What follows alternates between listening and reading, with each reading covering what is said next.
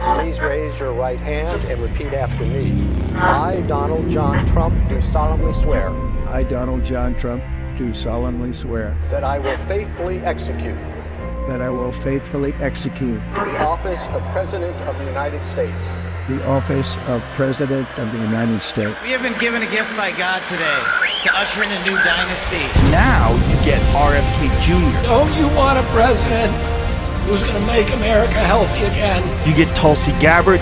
Putting our country in a continual state of war. You get Elon Musk and you get J.D. Vance. A hell of a way to start the next 4 years. The right-wing Avengers. We have an army of digital soldiers. Department of Defense under Donald Trump will achieve peace through strength. Shut down the FBI Hoover building on day one.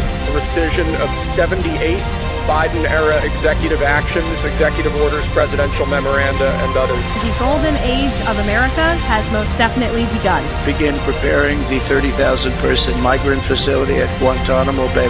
They're getting the dirtbags off these streets. There's one guy who can fix this shit, and it's Donald Trump. What's storm, Mr. President?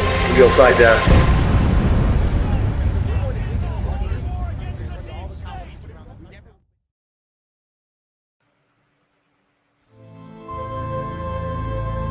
Let me make this an absolute fact. The goal is world peace. That must be our prime responsibility. We are the leader of the free world whether we want to be or not. And therefore we are the only ones that can preserve the peace. And to do that we must have strength. Meeting this mission, this responsibility for preserving the peace, which I believe is a responsibility peculiar to our country, that we cannot shirk our responsibility as the leader of the free world because we're the only one that can do it. And therefore the burden of maintaining the peace falls on us. And to maintain that peace requires strength. America has never gotten in a war because we were too strong.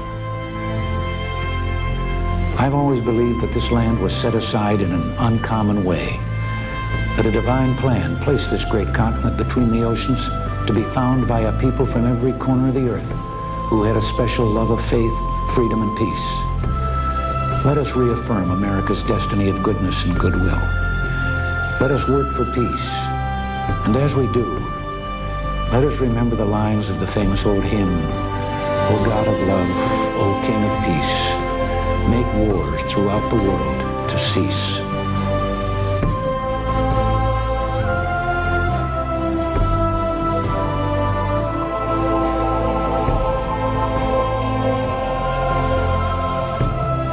There's some who've forgotten why we have a military. It's not to promote war. It's to be prepared for peace. There's a sign over the entrance to Fairchild Air Force Base in Washington State. That sign says it all. Peace is our profession.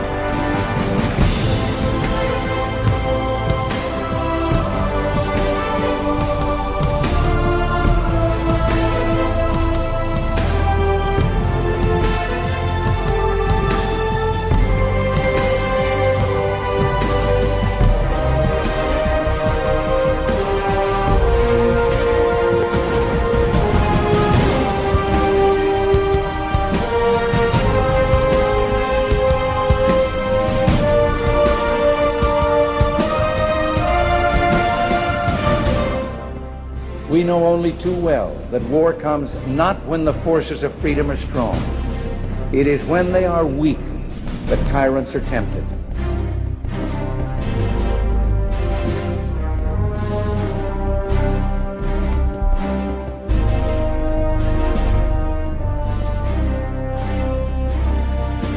Of all the objectives we seek, first and foremost is the establishment of lasting world peace.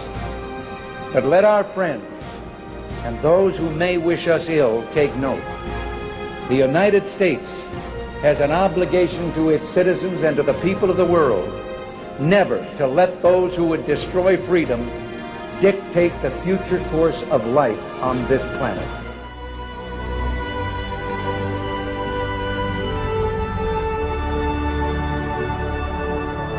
There are no words to express the extraordinary strength and character of this breed of people we call American. They're concerned, yes. They're not frightened. They're disturbed, but not dismayed. They are the kind of men and women Tom Paine had in mind when he wrote during the darkest days of the American Revolution, "We have it in our power to begin the world over again."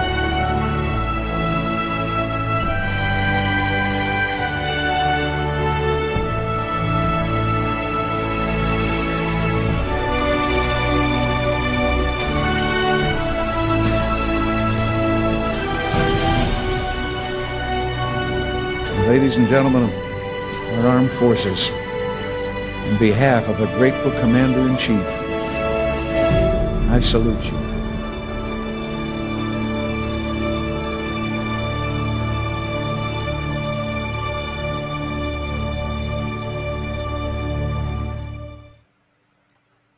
Good morning, good evening, good afternoon, wherever in the world. My name is Josh, and welcome to the Red Pill Project's Daily Dose, live with you Monday through Friday. I hope everybody is doing well out there on this wonderful, beautiful Thursday.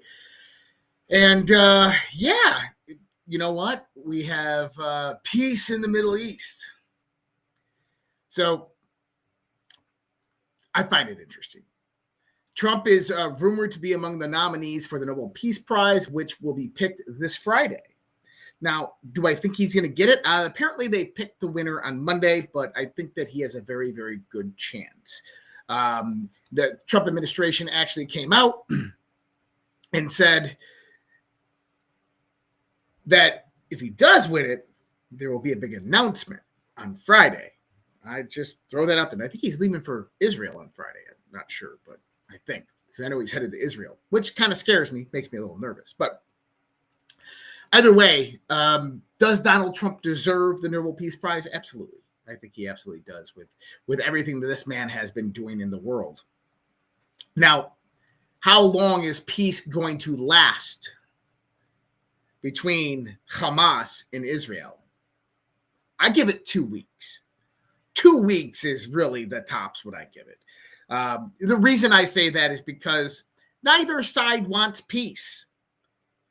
You know, this is more of a gift back to Donald Trump for Bibi going out there and backstabbing him and betraying him. And the pressure was on Netanyahu, so I think that they had to make this deal, which is definitely a deal that they don't want. They don't want a two-state solution. They don't want ISF troops and International Security Force troops, Pakistan, Egypt, so forth, in Gaza. So I don't think peace is going to last very long. I'm optimistic. I hope that peace does persist and last. Someone's talking about prayers here. What happened? Oh, Kimberly, absolutely. Prayers to your mother who was just diagnosed with pancreatic cancer. Well, you know what? To throw that out there, what I would do is, honestly, and you've heard Kurt and Kristen on this show multiple times before, is I would get your mother some Coriolis Versicolor mushrooms, and I would start her on 10 of these bad boys a day. Those ones right there, redpills.tv/mushroom. We've actually had people in the audience who've had great benefits from these with pancreatic cancer. So I would go out there and get these for your mom. 10 a piece is what 10 a day, I think, is the minimum. And you can't, there's no minimum you can take on these things. You can eat the whole bottle in a day and you'd be absolutely fine. But 10 a day is from what I hear. And so redpills.tv/mushroom, check that out. And I wasn't meaning to even throw that out there, but I saw the comments and people were chatting about it there. Now, Sung Soo, our buddy over there on X, put out this post today. And I 100% agree with what he says here. And I'm going to go ahead and read it for you. Let me pull it up, blow it up a little bit, and pull this post up. Because I think at this point in time right now, that with everything that's going on in the world, we need this. It says, President Trump, it's time to rip the veil off. We need a 60-minute speech to heal and unite the United States of America. Enough with the shadows and the endless psyops tearing us apart. We need a raw, unfiltered 60-minute speech to the nation. Lay it all bare. Expose the truth behind Charlie Kirk's assassination that's fracturing MAGA at the worst possible moment. This isn't just a lone gunman story. It's messy, it's global, and it's designed to divide us. Consider this. A hostile nation state, Iran, China, framing Israel to ignite chaos and endless Middle East blowback? That's a possibility. A deep state faction inside Israel, rogue elements pulling strings to sabotage alliances and keep the forever wars raging? Very possible. Or a toxic combo of both, with the U.S. intel complicit in the cover-up. Charlie was our firebrand, and he rallied young people for America first. His murder on the stage wasn't random. It was a hit to silence the movement. Now we're infighting over red herrings while the real puppet masters laugh. Mr. President, you're the only one who can connect the dots. From Epstein's ghost to election theft, big tech censorship to border invasions. Rip off the veil. Show us the receipts, the timelines, the traitors. We need you to lead the charge. One speech, one truth bomb. Let's end the psyops and rebuild MAGA stronger. Absolutely love it.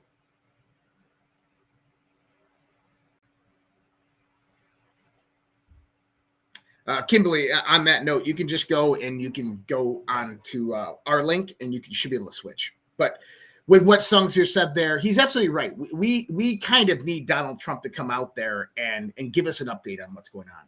I love the comms. I like decoding the comms. I like kind of trying to figure out what's going on behind the scenes, but it's like up and down.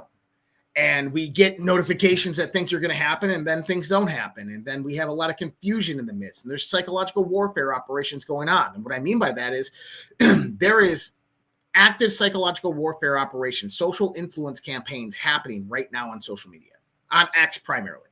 And it is Israel, and it is China, it is Russia, it is the United States. So we need our president who can understand this and connect the dots to bring it all together, to come out there and let people know what the heck is really going on. I would love to see that. Are we going to see that? Probably not. Just my thoughts.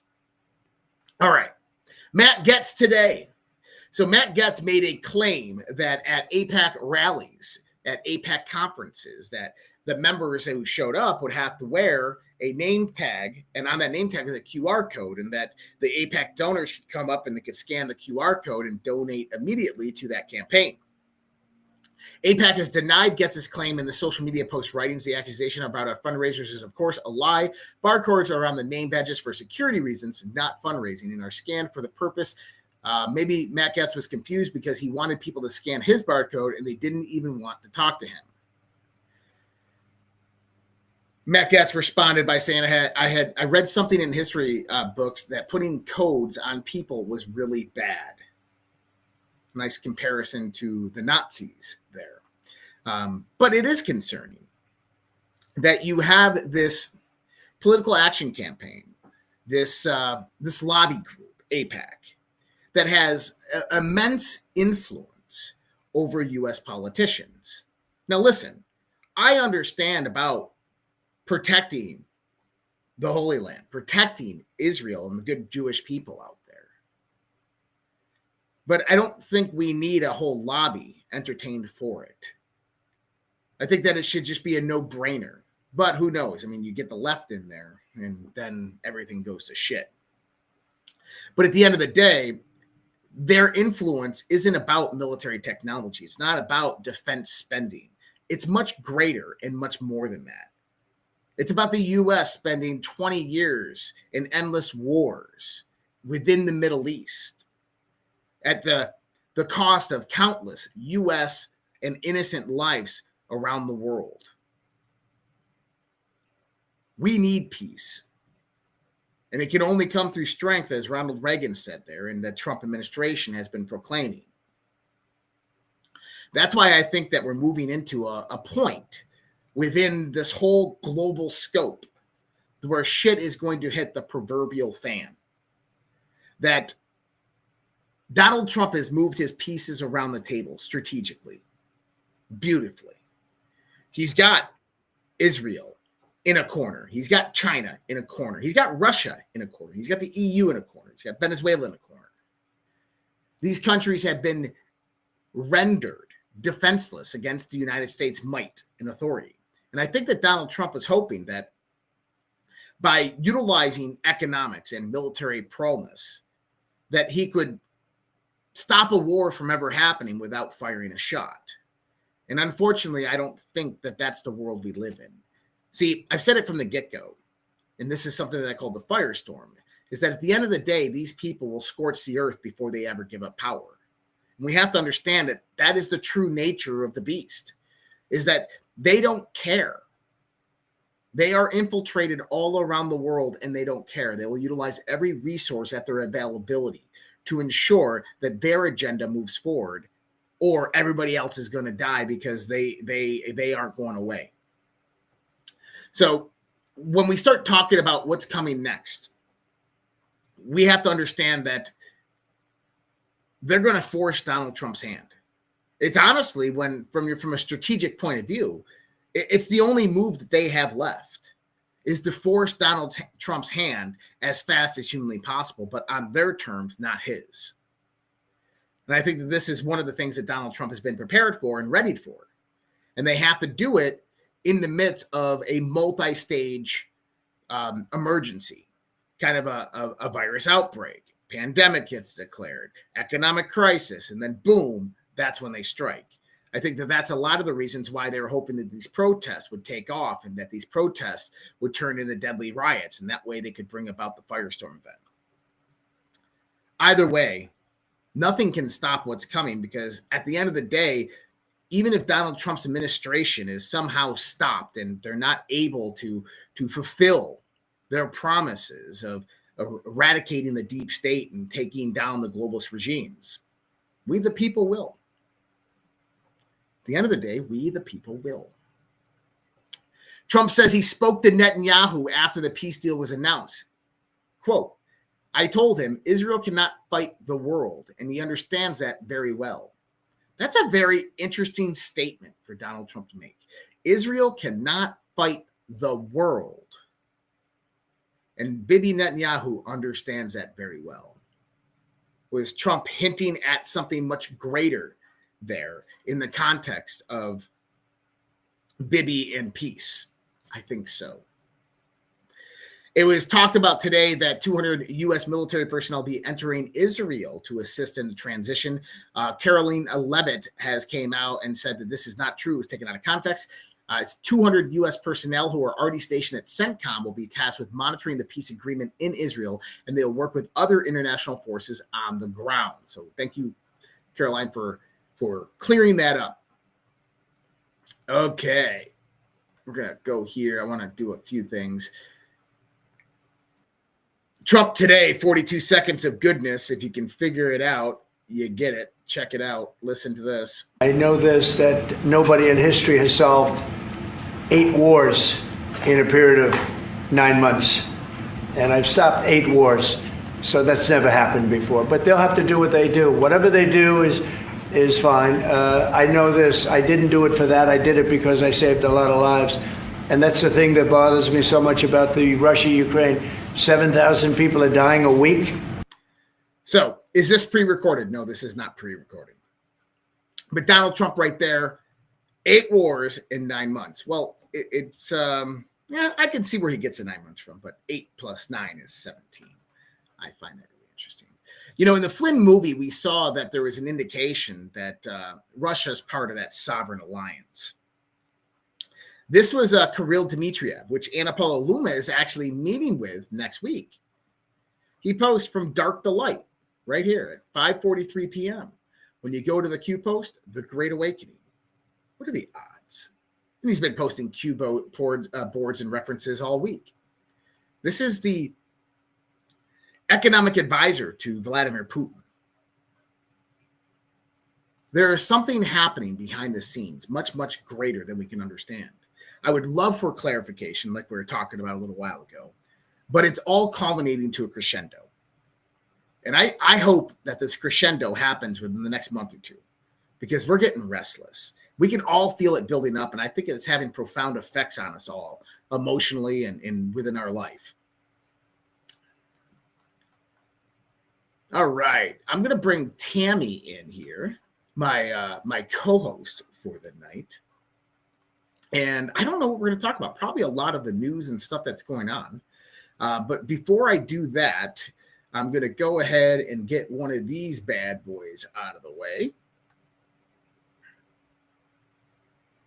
And let's do this. All right.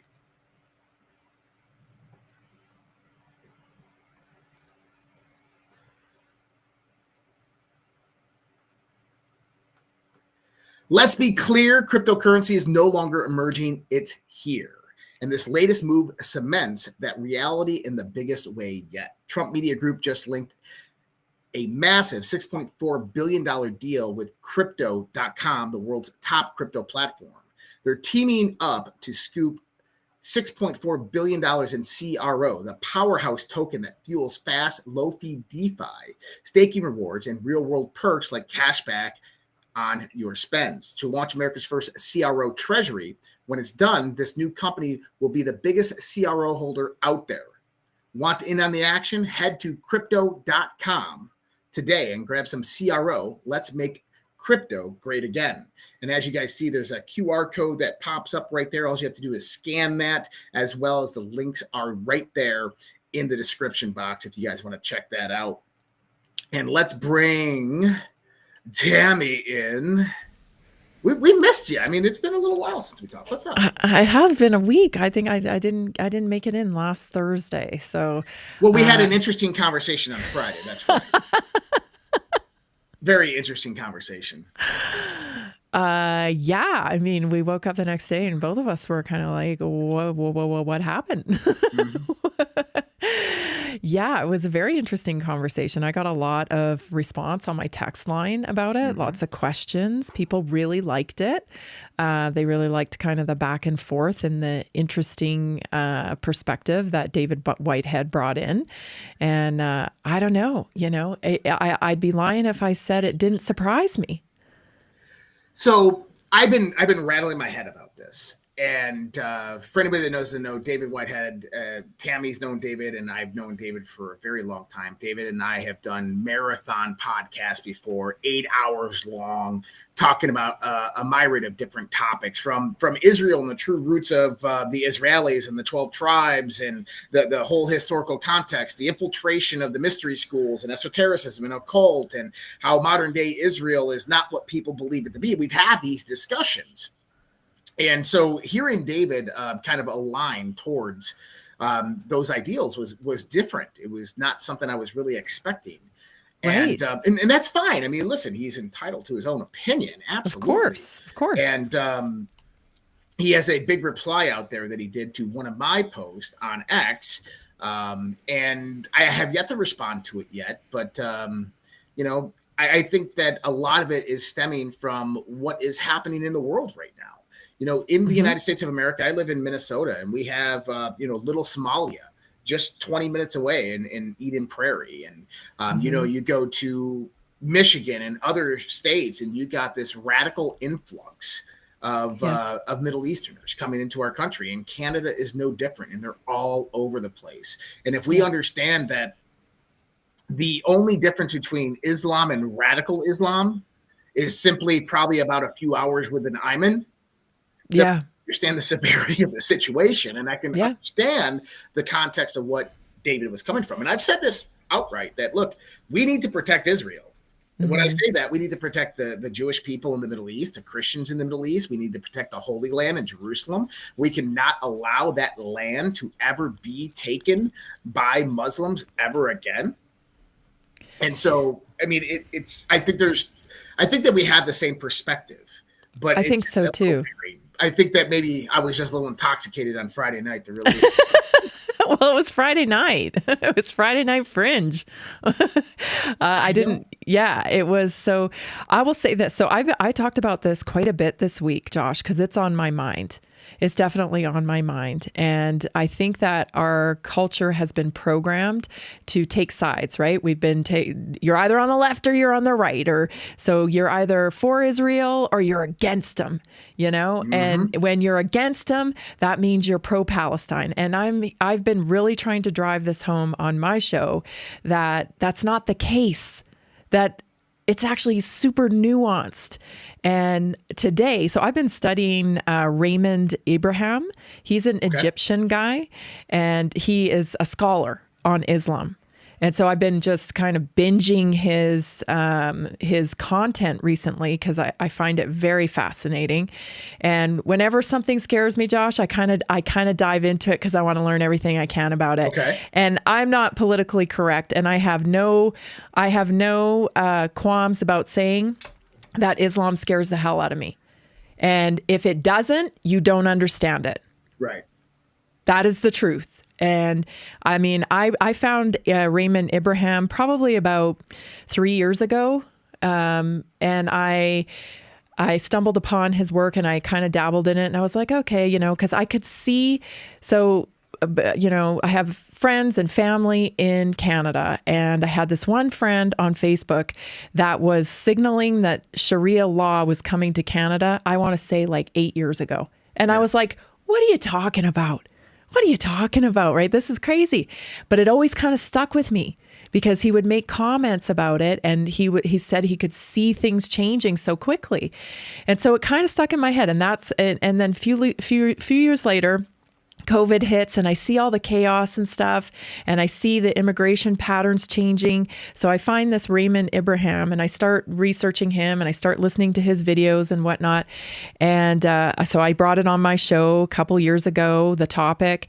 And then today, Josh, like I've been watching this guy, but today I woke up and I started researching for my show today, and my entire algorithm was about Muslims, Josh. And I played 3-4 different clips. So I want everybody to understand the nuance here.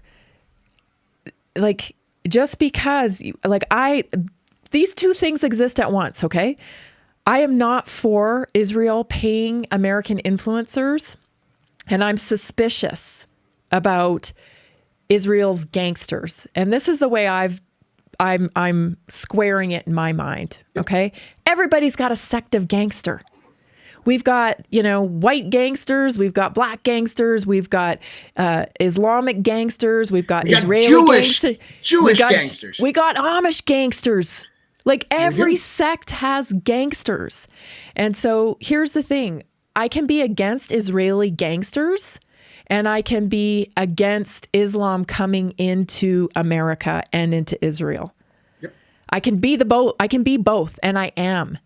Well, and they paint it as there's no middle ground. That's right. And that's the PSYOP that I was talking about earlier in the show, is that this is one of the PSYOPs right now. And you'll see this specifically. And I'll mention her. Laura Loomer is a pro at this, is that there is no middle ground, is that you are either completely anti-Islam, anti-Muslim, and pro-Jew, or you don't exist. That's right. Or you know, you're not worthy, right? You're not worthy of your opinion, or you're an anti-Semite or whatever. And I'll just tell you right now, I'm so over the names.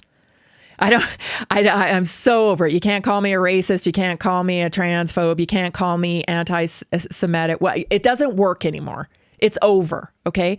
But America needs to wake up, because today I noticed I was telling you, my whole feed was full of Muslims. But here's the thing.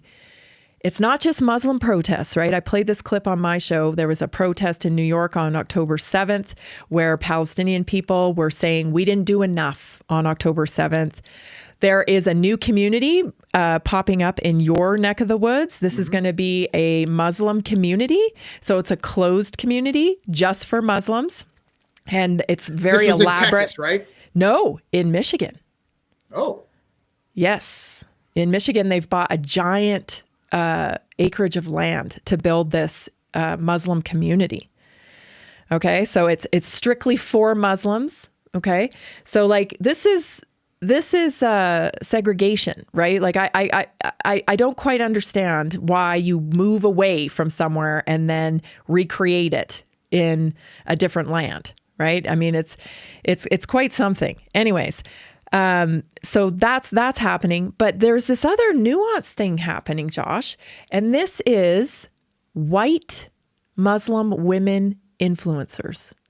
So white British women, I've seen one American one, but mostly British, where they are wearing full hijab or burqa. So their entire face, just their eyes are open. Everything else is covered up. And they're telling people how wonderful it is to be practicing the Muslim religion. And in this video I played on my show today, this influencer was saying, oh, I have all these guys showing up in my DMs because I wear the full burqa. Okay. And so I have all these guys showing up in my DMs. Even though I'm married, I still have all these guys, you know, they really love, this is very attractive. And I'm going, wait a second here. The whole context around wearing a burqa is supposed to be about modesty, right? It's supposed to be about not tempting men. What are you doing on social media telling everybody to become, you know what I mean? This is a psyop. This is, I don't know, it's a paid influencer post. But how interesting, right? Because recently we've seen Bibi Netanyahu say we're paying American influencers $7,000 a post. Well, he literally had the meeting with them last week. Right. We saw it. What made me think it wouldn't be happening on the other side? I don't know, but it surprised me. But you're going to see this now. They're going to be, I hate to say this, but this is how I feel.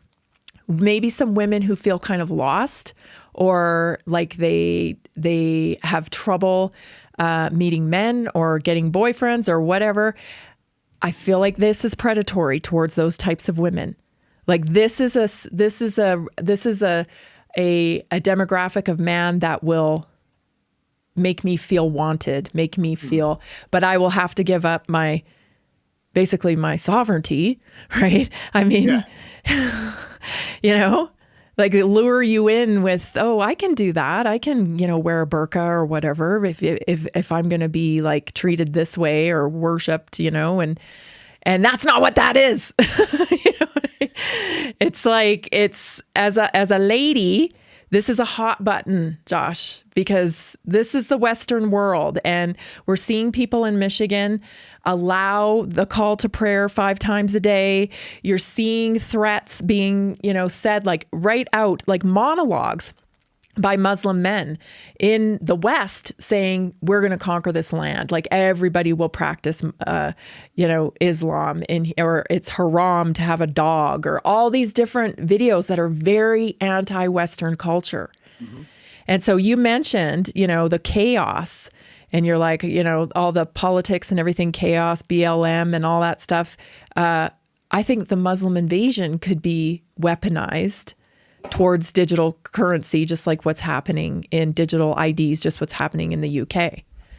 I think that could be coming to America quite fast. Interesting. You know, I'm sitting here looking for a video, and it's a video I saw Charlie Kirk do of where he was asked a question. He was debating somebody on Islam. Mm-hmm. Mm-hmm. And he goes, answer me a few different questions. He goes, I think it was Muhammad's third wife. He said, Muhammad's third or fourth wife, I think it was. Yep. She was 6 years old when he married her, right? And he goes, Mm-hmm. yes. And so then he can confirmed the marriage at 9 years old, which means that he took her virginity. Is that correct? And they're like, yeah. And he goes, so he was a child rapist. He was a pedophile by modern standard terms. And the person's like, yeah. Right. And I mean, this was a warlord.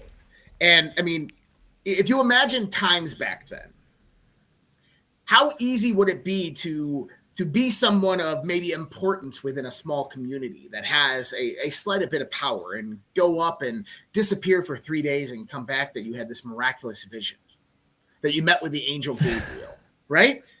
And if you have some very holy people that maybe are questioning Judaism or Christianity at this time, it's the prime opportunity, especially with the precursions of the Roman Church.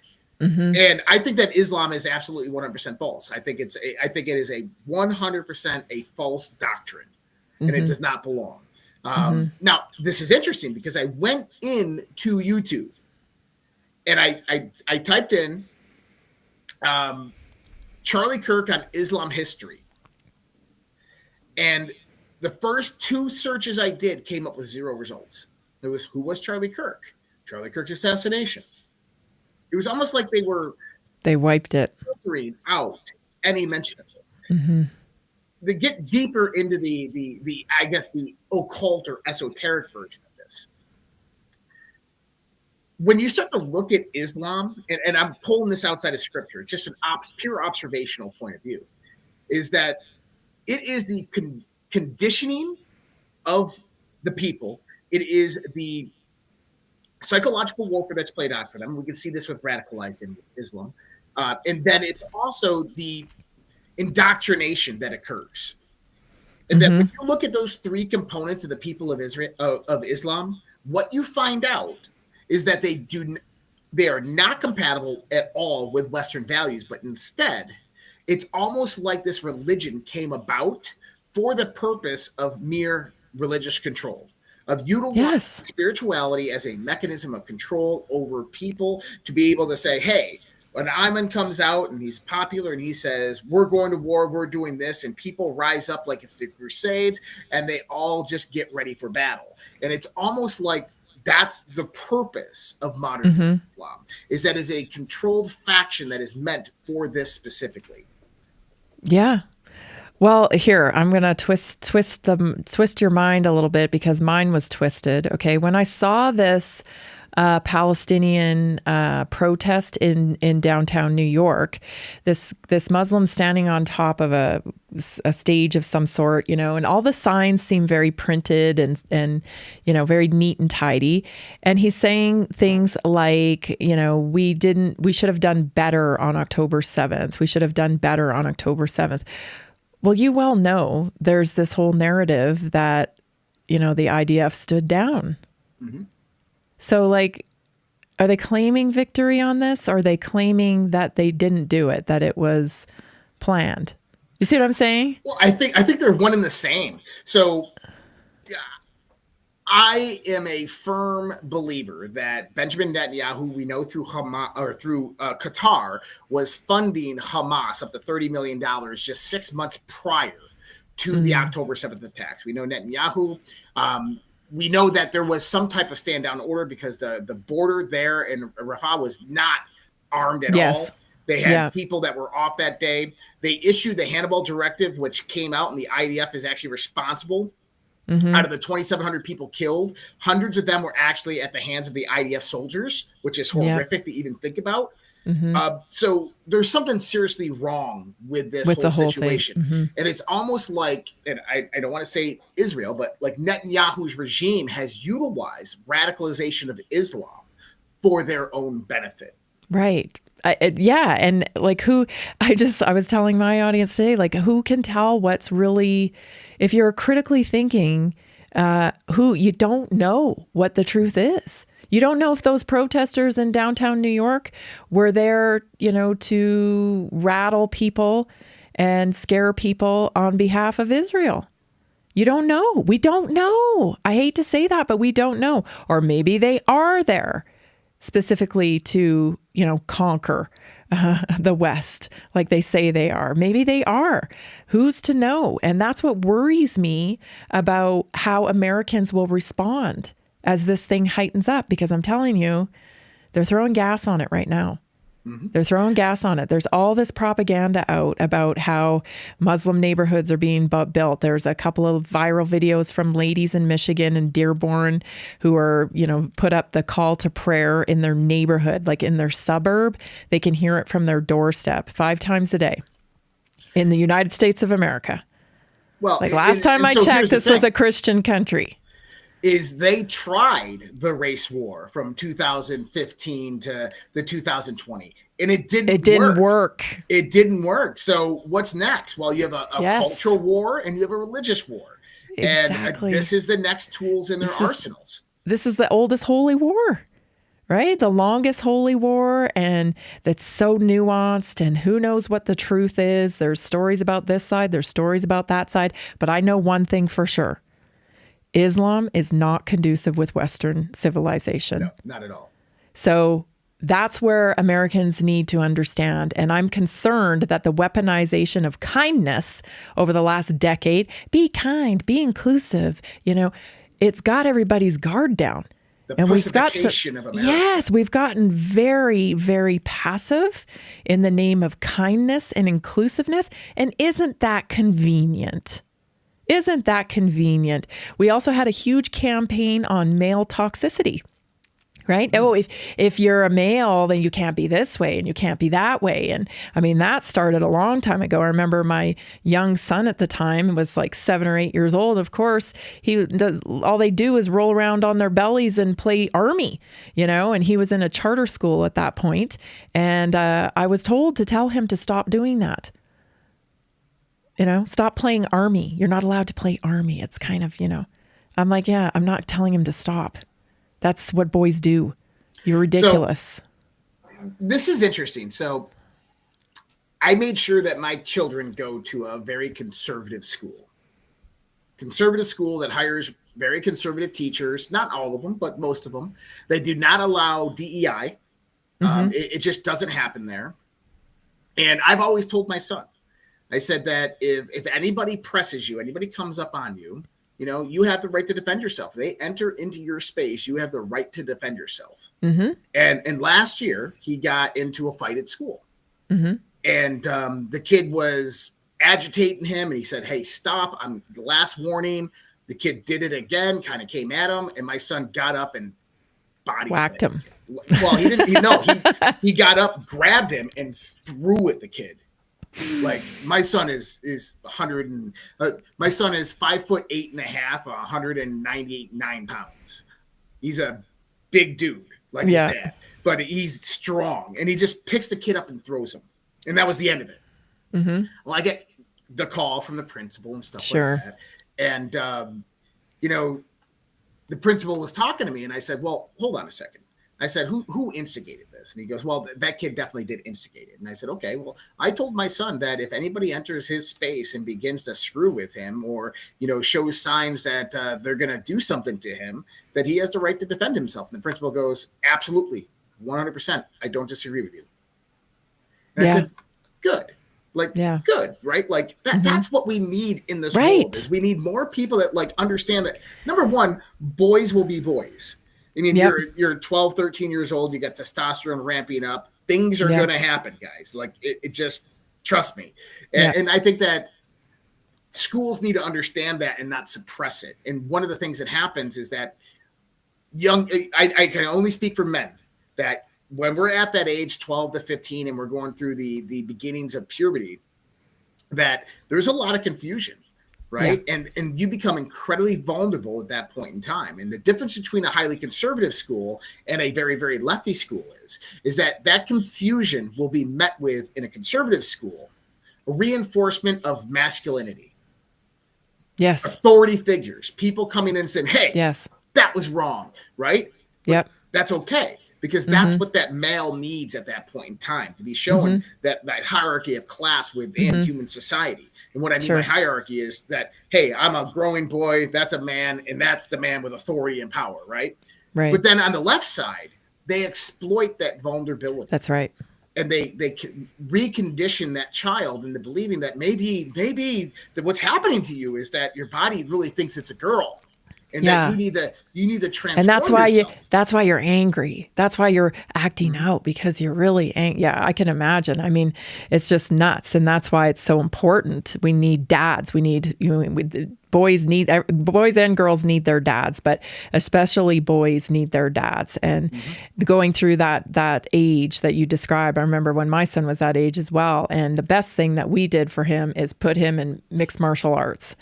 I mean, it was like he just was never moody or anything because they went to mixed martial arts. Jason started taking him when he was about 14, and then he continued on, and he still does that today. Boys need an outlet. they need an outlet and they like to push their boundaries, see how far they can push themselves. How can I express myself here? I was talking about social consequences today on my show. Like, we need to bring back social consequences. When the trans movement moved in, I happened to notice, there were some trans people like working at Target, working at different stores. And these young men were permitted to wear mini skirts and, tank tops and pretty much whatever they wanted, half shirts. But I'll tell you, when my daughter we homeschooled after they got to this age, but they were in like a homeschool pod. And so they used to go to this homeschool program, and she got sent home one time for showing her shoulders. Now, were we giving the same social consequence to trans men? No. They're allowed to wear whatever they want. And so I'm making the point that we got to bring back social consequences as a whole. Just like, boys get, they play army and stuff like that. They get rough with one another. And of course, we don't want anybody to get hurt. You don't want it to get out of hand. But those incidences are few and far between, really. If we stayed out of a lot of that stuff, natural social consequences would fall into place. And that's what we got to get back to. See, it's like soft parenting has ruined like a lot of, default that just kind of works itself out as you navigate and learn how to behave in social settings. Yeah. I mean, listen, social responsibility, I think, is key and clutch. And part of that is our contribution to society. Now, General Flynn has this saying, local action equals national impact. And I want to break this down for people, because you're actually hinting on it earlier when you're saying that we need dads. And you're absolutely right. Mm-hmm. We need dads. And see, this is how it works, is that for the last 30 to 60 years, the mother and the father have systematically been pulled out of the household at those critical moments of time when their children need them the most, whether it's in the afternoon, when they're getting home from school, or right before they're going to school, or when they're coming home. Is that we've been forced to have dual incomes in every household. We've been forced to have the father work long, erroneous hours, and it's taken the family out. And the other side of the house is there's a culture war going on that is dividing families, moving the mother and the father apart, and we have more divorces ever than before in this country. Now, what does that do? It breaks up that family unit. And I mean, even if you went back 100 years, if you went back to the 1920s, families were communal.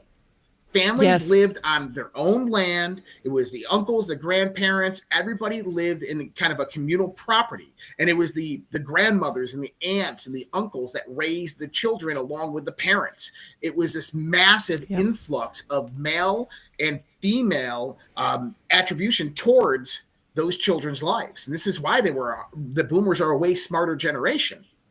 We've lost that, and it's systematically been decimated by the cultural left. Now, what General Flynn's talking about, local action equals national impact, is that starts right here, right now with you inside that home, a moral and ethical framework. And this is why Judeo-Christian ideals are paramount to this in the household, because they bring about that firm foundational structure of which children and even mothers and fathers need in the household. And when you start that in your household and you start bringing and refining that within your children's minds, especially at those vulnerable ages, they grow up to be responsible adults. And so here's the thing, is that happens in the household. Now, if 90% of the households on the block are doing that, then they're also talking about it. They're probably attending the same church. And so you get this social fabric that begins being constructed amongst them. So now those same ideals are related in the community. Yes. Now that community goes out there and they're operating with other communities. And now guess what happens? Your local elections reflect those ideals. And so now the county, now it's the state level. Now the state's elections reflect those ideals of the majority. And then the federal government. Your federal government and presidential elections now reflect the ideals of that majority. And see, this is why it starts at home. And this is what's meant by local action equals a national impact. And we have to rebirth this, revive this. We were talking the other day about the revival of America. And this is the cornerstone of it, is that it starts at home. Yeah, I couldn't agree more. The government, the local government should reflect its community values. It should. But what we've been torn apart with is the fact that a lot of these politicians, and even at, like, I remember learning about the district, the district of our school district here in where I live. She was flown in from California, to take over this little rural school district in Colorado. She lived here like a few months before she got that position. And that's purposeful. That's what they're doing. They're moving people into these positions. It's very orchestrated. It's, again, I have to say, it's run like a corporation. Not run like our country that we know and love, and that we think of our country, we think of our patriot values and, our Bill of Rights and our Constitution. It's not being run like that right now. It's being run like a straight up corporation. And that's why we have straight up corporate gangsters from every sect. I mean, I feel like we have right now, AI gangsters. We have all these like different corporate pharma gangsters. We have Islamic gangsters. We have Israeli gangsters. Like, we have all these different sects of gangsters that are fighting for their piece of the pie and their control over America. Well, yeah. I mean, because it's the biggest, most powerful entity in the world that has transitional control of it, being swapped out every 2 and 4 years. So why not? It's like the biggest eye on the prize. If you have money and influence, you can easily go in there and buy yourself a few politicians or a few senators or presidential influence. And so it makes sense that nation states and that various radical factions would take advantage of that system. But that's the thing about the preservation of our system, is that we have to protect it at all costs from those exact things and not allow the system itself at the legislative base to be exploited, but it has. Oh, yeah. I mean, we have so much capture. It feels like I want to disengage from politics altogether because there's so much capture. Where I want to spend my time is in the community, with the citizenry, with people that want to make changes and take personal responsibility for the outcomes in their household. That's where I feel like we can really change culture. I feel like it starts with health. That's why I'm so passionate about health.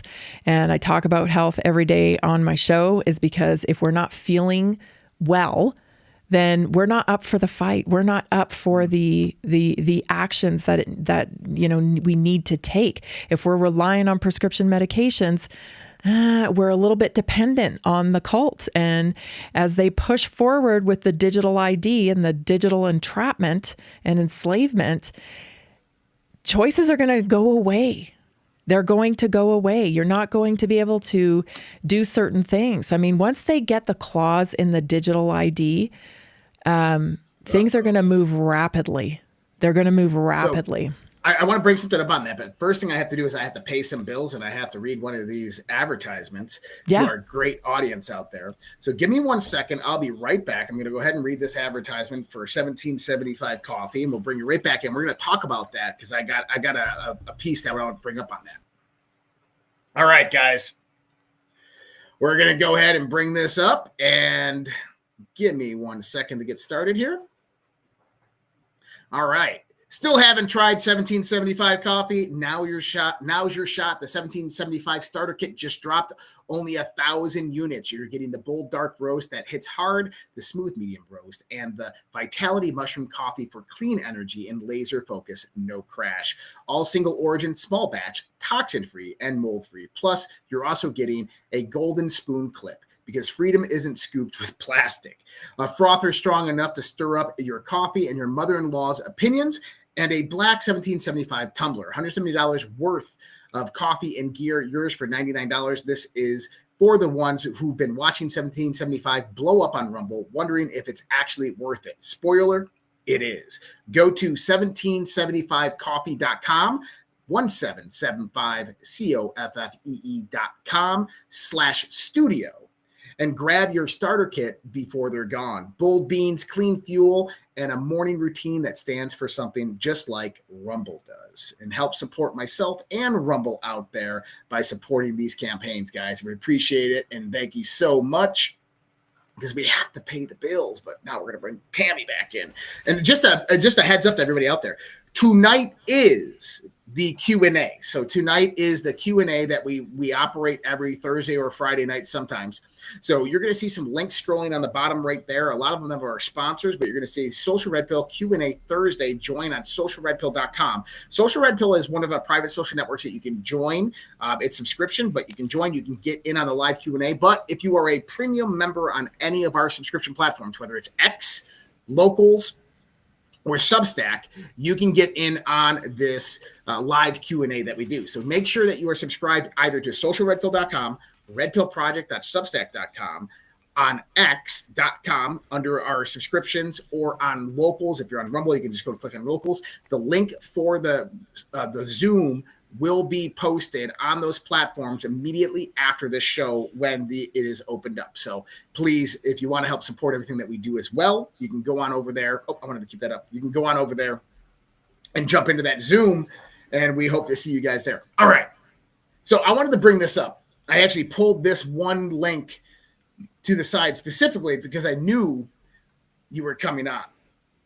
And Pavel Durov is the founder and CEO of Telegram, right? Yes. I saw him on Tucker not that long ago, right? Didn't Tucker interview him a year ago or so? Yeah, and he posted this today. He goes, "I'm turning 41, but I don't feel like celebrating. Our generation is running out of time to save the free internet built for us by our fathers. What was once the promise of the free exchanges of information is being turned into the ultimate tool of control. Once free countries are introducing dystopian measures such as digital IDs, the UK, online age checks, Australia, and mass scanning of private messages, the EU. Germany is persecuting anyone who dares to criticize officials for the internet. The UK is imprisoning thousands for their tweets. France is criminally investigating tech leaders who defend freedom and privacy. A dark dystopian world is approaching fast. While we are asleep, our generation risks going down in history as the last one that had freedoms and allowed them to be taken away. We've been fed a lie. We've been made to believe that the greatest fight of our generation is to destroy everything our forefathers left us: tradition, privacy, sovereignty, the free markets, and free speech. By betraying the legacy of our ancestors, we've set ourselves on a path towards self-destruction, moral, intellectual, economic, and ultimately biological. So no, I'm not going to celebrate today. I'm running out of time. We are running out of time." Yeah, I feel the same way. I feel exactly the same way. I feel like censorship, the blanket of censorship, is coming down pretty heavy. This week, Hillary Clinton announced that Chelsea Clinton's launching a podcast, of course, funded by the Clinton Foundation, who's also in the vaccine business. If everybody doesn't know that, they are actually NIAID is probably responsible for the reason why ivermectin wasn't permitted to be used during COVID.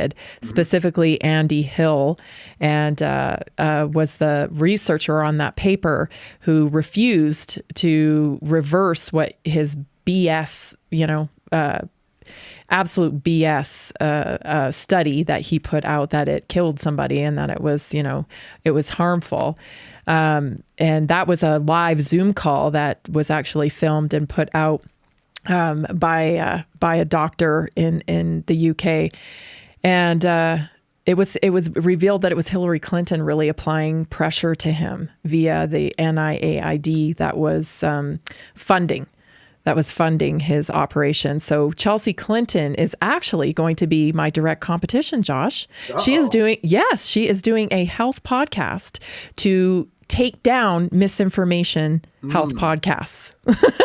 I bet they're going to get rave reviews on YouTube and on Netflix. Of course they will. And she has already got millions of followers, So she's going to be, debunking all the misinformation because it's her personal goal to make sure that she gets all the children caught up on their vaccines. Because did you know, Josh, that we have the lowest rates of vaccination right now in the country that we've ever had. Yes, it is. Well, it's because people have been looking at the data. They've been actually looking at the data. And so I covered the flu shot. I just want to say that out there for all your audience this week. I covered the flu shot because they're pumping out the flu shot. Everybody go get your flu shot, the free flu shot. You can get it, right? And I want you to know it's about 19% efficacy, the flu shot is. You can look that up on the CDC website. 2014, 2015 had about 19% efficacy at best. At very, very best, the flu shot is 40%. 40% effective, and that keeps you from hospitalization. Right. Doesn't mean you won't get it. So one of my problems with that, and maybe this is one of the reasons, is are we going to see states changing their policies and laws for schools? Because if people don't know that most schools require vaccinations for your kids to attend, or you have to have some type of exemption. And it's a hassle. They make you go through all these different loops just to get your kids exempt. Like in Minnesota, I have to have a notarized copy. I know you were saying that. Of a document. It's like, what? In Colorado, you have to do some online re-education. 20 minutes of online training, re-education. But I find it interesting because it's part and parcel to a larger organism. And what I mean by that is that the dystopian future that Pavlov was just talking about there with the censorship and taking away your rights is also the same thing that's happening in the biological scene, in the medical scene. See, these are all integrated. If they had their way and they had the technology readily available, they would implement a mind-controlling artificial intelligence injected directly inside of you to where they could control they could know every thought and every action that you do at all times. If you don't believe me, go watch some of their sci-fi fantasy television series. Go watch The Feed. Go watch Upload. Have you ever seen The Feed on Amazon Prime? No, I don't think so. But did you see Alex Jones today? So Alex Jones had on, I think it's Dr. Hill. I don't know. I have to ask Jason. Dr. Hall, maybe. Anyway, voice to skull technology. You've heard of this, right? Yeah. So he's kind of relating that to this nanotechnology that's available, the self-assembling nanotechnology that actually puts in biosensors. So he had a guest on that was talking about how if you take someone who's spent time in the penitentiary and you take a soldier, and he had his trainer Sean on, who was a soldier, and this man has technology to be able to scan to see if you have biosensors in your body, and Sean had all the biosensors that these people show up with. If you take a person from the military and a person that's been in the government penitentiary system and you scan them both, they both have the same biosensors. They're like here, like on the body. Like nano biosensors inside their body? Yes. So like I don't know if it's speculation per se. I was able to find a YouTube talk about this technology that was done back in 2013 from a man in Israel, where he talked about the biotechnology being inserted through a syringe that goes into your body and it's a nanobot, and it actually can perform little surgical operations and then dissolve into your body. So the first technology was RFID chips, but the RFID chips have gotten so incredibly small that they can go into a syringe now, and it creates like biosensor trigger points in people. So this lines up completely, Josh. If you listen to Eric Schmidt from used to be the CEO of Google, now is in biotech himself for his own company. He talks about you being able to enter a room and not having to turn your light on, and that the phone is going away. There are many TED Talks about how the phone will be obsolete and that technology will be embedded into people. So this was way back in 2013. This man did this TED Talk, this doctor. And now we have this guy who's talking about it. You may have seen months ago, because I know I covered it on my show, that there were people walking through cemeteries with looking for like IP addresses or MAC IDs, and they were finding them in the graves. So people's bodies were actually coming up with that was right after COVID, yeah. Right. Right. So they're kind of tying it into that. Do people have this nanotechnology in them? Absolutely, they do. Was it in the COVID shot? People are saying it was. I mean, they said so that Harvard's Dr. Charles Lieber, which we know is one of the people that traveled to the Wuhan Institute of Technology, and he was one of the people prosecuted by the first Trump administration under the what was known as the China Initiative. Mm-hmm. And Dr. Charles Lieber, he was the head of the nanotechnology division at Harvard University. He had DOD and National Institutes of Health grants through the National Science Foundation, which would be a classification of a special access program. They were classified grants. And he was developing nanomesh technology. And this is basically something that manipulates the ACE2 receptors and allows to latch on directly to the cell. Mm-hmm. And then what it does is it takes all of the energy from cellular respiration and cellular metabolism, and it takes that heat and then converts it to electrical energy and then distributes that through electrical signaling throughout the body to basically power nanotechnology. Yeah. It sounds like Terminator. No, it does. I mean, it's absolutely freaky. And the thing that really gets me, Josh, is that nobody voted on this. And that, right, you know what I mean? No, we didn't vote on this. We didn't have a discussion about, hey, look at this new technology we're developing and look at what we could do with it. What do you think? You know, this is totally done behind closed doors. I liken this to, I feel like we are all on a roller coaster and we're in the cart and we have no idea who's driving the roller coaster, and we're all just screaming for dear life because we know we're going somewhere. We know we're headed somewhere and we don't want to go. We think we don't want to go. We're pretty sure we don't want to go because there's a lot of lying and a lot of manipulation here, but we're going. And we had no conversation about it. You know, nobody asked for this. Nobody asked for this. So I don't know. It's very disturbing. It's very disturbing. And if that's the case, you know, we've got bigger problems. I mean, we've seen young men with myocarditis, I mean, seizures, blood clots, all the rest of it. It's bad enough. You know, but to find out now that, and, you know, we suspected it a long time ago, but, you know, it's one of those things that goes by the wayside when you have all this chaos going on in your country. You know, oh, COVID. Okay, well, yeah, they put nanobots in it. And then we're like, oh, what's the latest disaster? I mean, just think about all the disasters that we've been through during the last 5.5 years. It's like never before.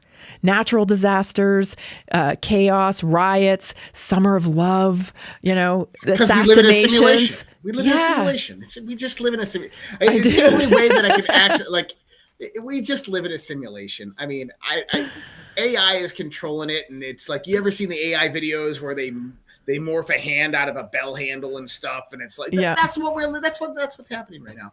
It's just, we live in a simulation. It's AI controlled.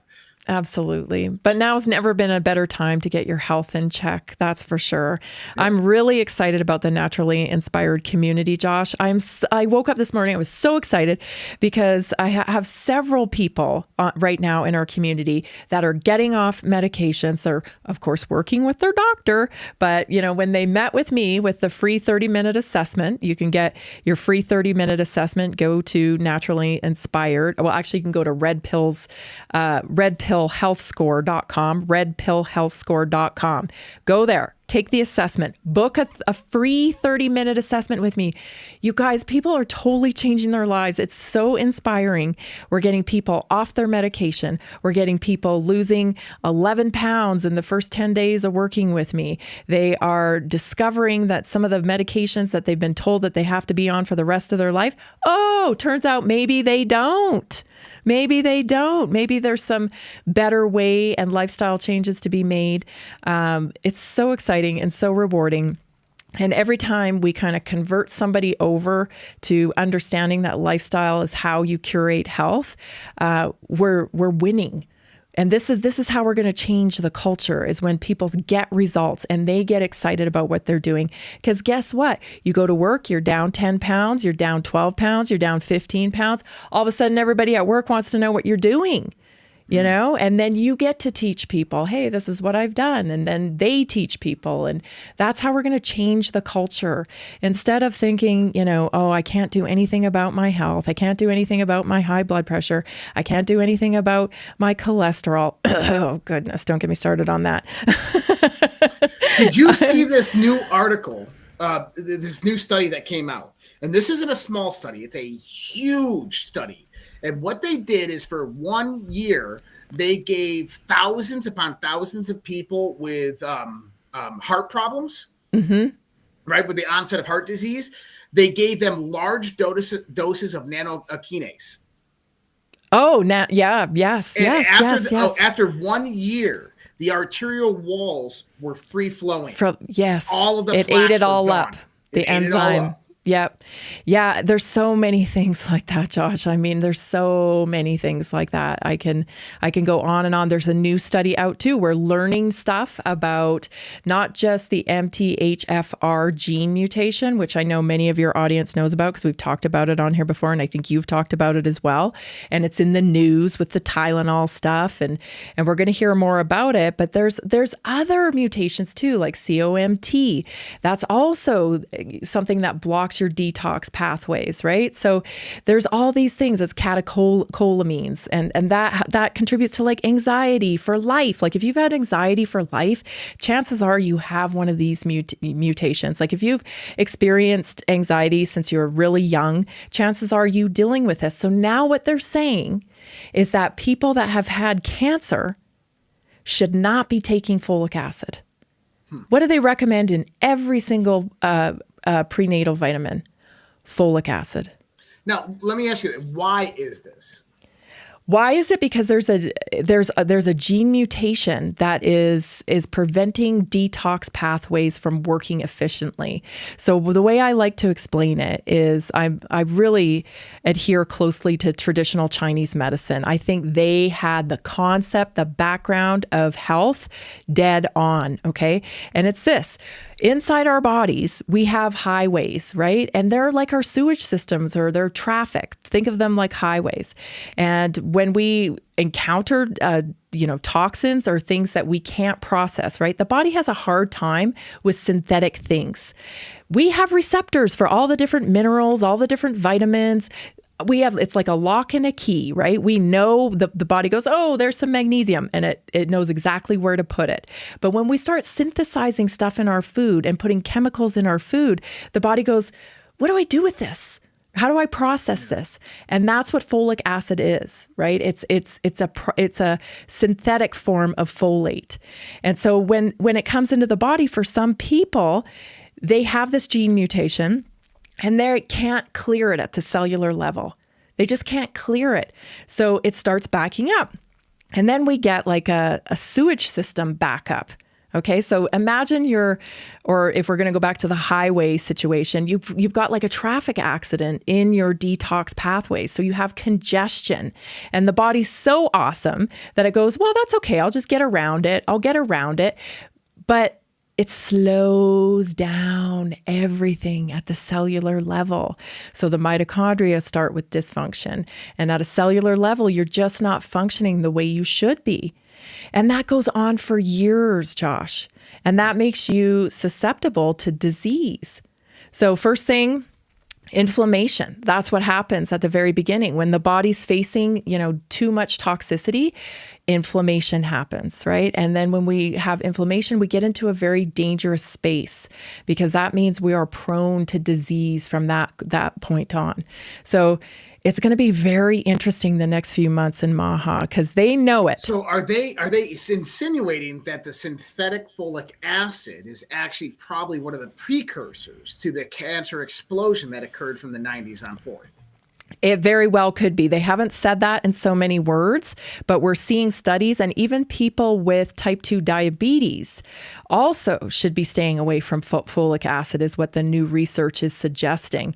Now, this crazy pushback from, the Democratic side, absolutely nuts. Like we saw J.B. Pritzker come out and say, get your flu shot, take your folic acid. Like they're pushing back on this, and it's insane because who is J.B. Pritzker? They are heavily invested in pharma.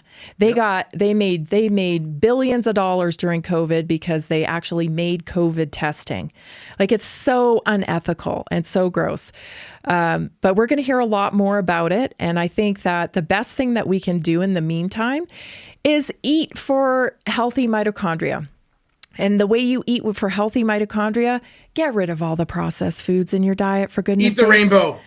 Yes, eat heavy amounts of protein, eat whole fat dairy, eat whole fat, cuts of meat and whatnot, where you should not be afraid of fats and proteins. You want to get your polyphenols in. I absolutely love our cellular reset for polyphenol support. It is fantastic. And because it's really hard to get that nutrient dense food into your diet when our soils are depleted. It's very difficult. I was saying this on my show today. You cut open a watermelon nowadays, Josh, even if it's organic. When I was a kid, watermelon was the color of your shirt. And now it's like way more pink and light colored. Interesting. Yeah, it's because it's not, and even organic, like it's not as nutrient dense. And so we do have to supplement. If anyone tells you, vitamins just give you expensive urine, run. Because they do not know what they're talking about. I've had people who started taking methylated vitamins, and within a couple of weeks, they are lowering medication upon their doctor's request. Interesting. You are not medication deficient. You are not pharmacy deficient. You're vitamin deficient. So you do not have like a Lipitor deficiency. You have a vitamin deficiency. And when you start eating for nutrition rather than just entertainment, your whole life turns around. Interesting. I love that. Man. So guys, there's a whole bunch of links going on down there. You're going to see Tammy's links coming up as well. And so that's redpillhealthscore.com. Yes. Redpillhealthscore.com. 30 minutes with me. I'll be honest, it usually goes a little longer because people get excited when they start getting the real solutions and the real information. But 30-minute session. Give them that number right there. 720-303-8868. You guys, help me change the culture of health in America. Let's get back to the strong force of Americans we are that people feared, because I think we need it, given what's moving in. Right. And I want to throw this one out there for everybody. You're going to see a new link coming up that says, get the music today, redpillsmusic.com. So everybody's been asking me, where the hell can I buy this music, Josh? And you got to go to the specific link, redpillsmusic.com. So REDPILLS music.com. And you'll see this website, Guardian of Truth, and they're right there. All the tracks that you've been asking me about are right there. So I wanted to go ahead and tell everybody that this is out there now. It'll be available on iTunes, Amazon, and everything like that next week. You have to wait for the processing of that. But it is available right now at redpillsmusic.com. So, and I'll throw that link up there for anybody who is wondering right there. So you can just see it in big, Red Pills Music. And that's Red Pills with an S, because the Red Pill music sucks. I've been to their website. It's horrible. So go to redpillsmusic.com if you guys want to get in on some of that music. And as well as on our YouTube page, we are uploading all the music videos that are created with this music. So you can also get it there if you wanted to put it into your YouTube playlist. And right now there's 2 videos up there. The one outro song that we'll be playing tonight, and then the Armor of God is one as well. So I wanted to put that out there. As a reminder, we will be doing the live Q&A immediately after this show. I've done 2 ads tonight. I'm not going to do another one. I don't want to bore you guys all with that, but I want to give Tammy some time right now to go ahead and to talk to you more. Yeah, I just want to invite everybody to take the redpillhealthscore.com. Don't be shy about it. You know, this isn't me grilling you, and there's no need to feel guilty about what you're doing or anything like that. You know, it is an open conversation. I judge not. I do not judge people for their decisions, but I do want you to feel your best, and I don't want you to suffer in silence. And I ask around. There's a lot of people now taking advantage of it, and they're getting results. So ask around about the naturally inspired community. You get the weekly wellness workshop with it. You get priority text line, health text line. You can ask questions anytime you want, and it's really me. It's not a chat bot. It's not an AI. I get that all the time. It's really me. And I love doing this. I love bringing you the solutions that you need. You don't have to suffer in silence, and you certainly do not have to be dependent on big pharma. Awesome. Well, Tammy, we're going to see you next week. Maybe I'm going to try to get you on Fridays. So I don't know if Jason's talked to you about this yet, but I'm going to try to get you on Fridays. Oh, someone's in trouble. But I'm going to try to get you on Fridays, and we're going to talk about that. And I would love to have you on maybe once or twice a week if we could do it every few weeks or something like that. So that'd be awesome. Everybody out there, I am heading out to the live Q&A. Just got to be a premium subscriber. socialredpill.com, redpillproject.substack.com, x.com, or locals.com. You just have to have a premium subscription to one of those. Check your feeds, and in the next few minutes, you're going to see a link come out for the Zoom. I will see you guys all there. Everybody else, I hope you have a great night. I will see you tomorrow again for that music. If you want to go check it out, redpillsmusic.com. And I'm going to leave you with this amazing song with the lyrics I wrote and AI sang. And I hope you guys enjoy it. So, Tammy, have a great night. We'll see you next time. Thanks, Josh. Thanks, Red Pillars. See you next time. Good night. Good night.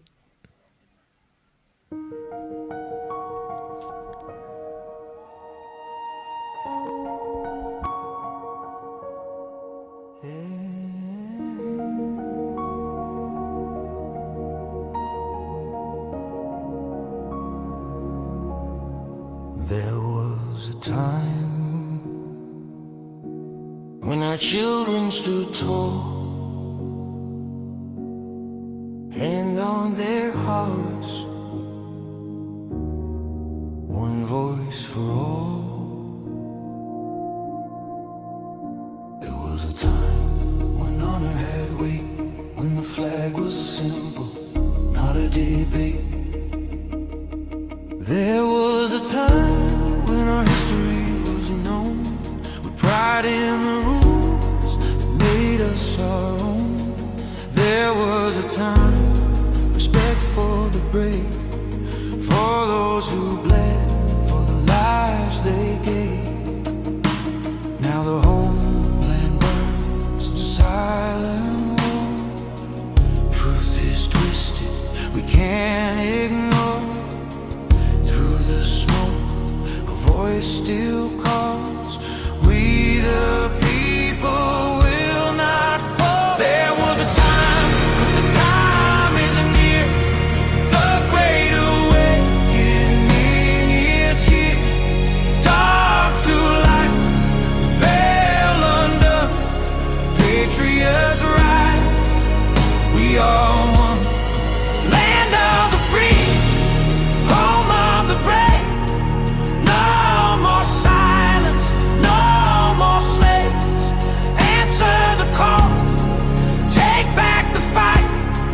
Children of freedom, stand for the light.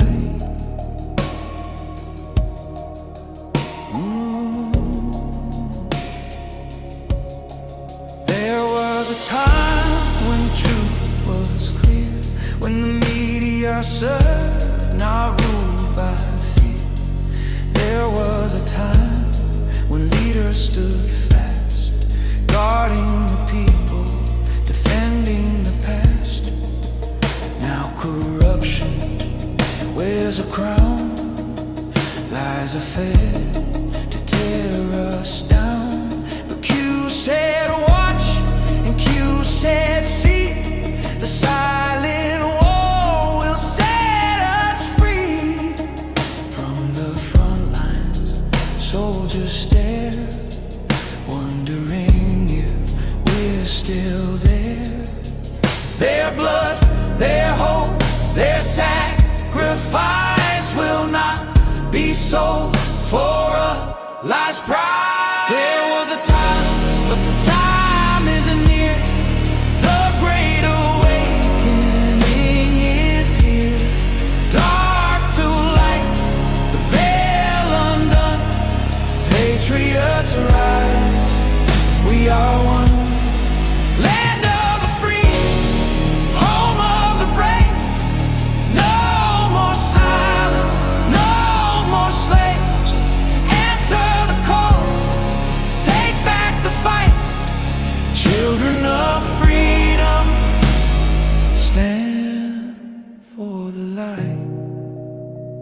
freedom is never more than one generation away from extinction.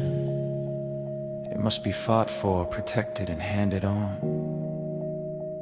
Or we will spend our sunset years telling our children what it was once like in the United States where men were free. There was a time is near, the great awakening is here. Dark to light, veil undone, patriots rise, we are one. Land of the free, home of the brave, no more silence, no more slaves.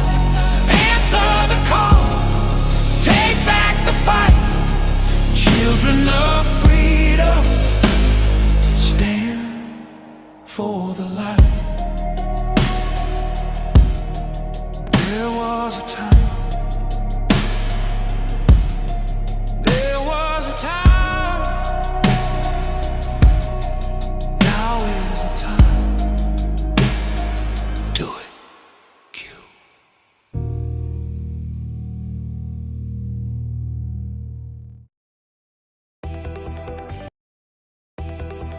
I don't have to tell you things are bad. Everybody knows things are bad. The air is unfit to breathe, and our food is unfit to eat. I don't know what to do about the depression and the inflation. I want you to get mad. I have come here to chew bubblegum and kick ass. And I'm all out of bubblegum. People should not be afraid of their governments. Governments should be afraid of their people. The more you fuck around, the more you're going to find out. These people are still a part of that system, and that makes them our enemy. We accept the reality of the world with which we're presented. It's as simple as that. I want you to get up right now and go to the window, open it, and stick your head out and yell, I'm as mad as hell, and I'm not going to take this anymore!